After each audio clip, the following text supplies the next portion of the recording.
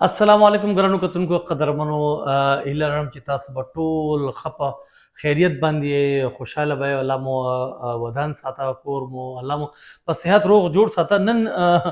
یو د خندا خبر در سره د خندا هم دی او د غم او د افسوس هم دی د خندا په دې دی چې داسې مو چېرته اورېدې وه خو لیدلې مو نه وه نو هغه به نن ګورو او د افسوس په دې دی چې موجوده حاکمانو ولس تر دې حده راورسو چې هغه د ځان د ژوند تېرولو دپاره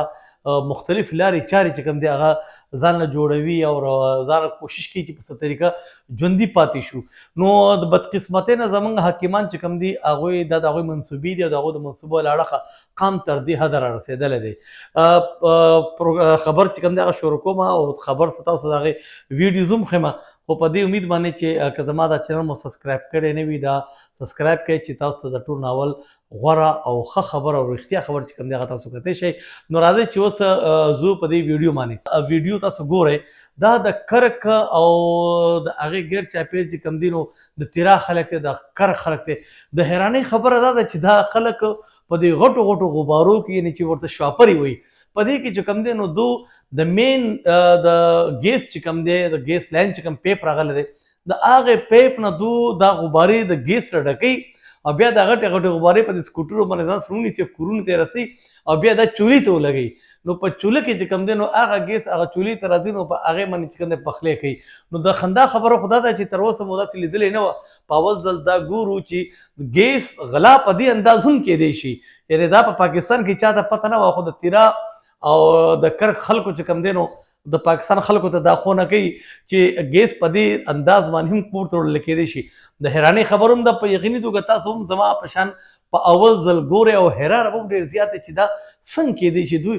زه خو په دې حیران یم چې دوی دا دومره غټې غټې شاپرې پیدا کړي د کوم ځای نه دي چېرته نه به دا شاپرې راوړې وي او چا به ورته دا خونه کړي وي او د مین لین نه چې کوم دی نو ګیس غلا کوي کور ته وړي او بیا په دې باندې چې کوم دی نو هغو خپل چې کوم اخلی پخلی دی هغه به پې کوي نو د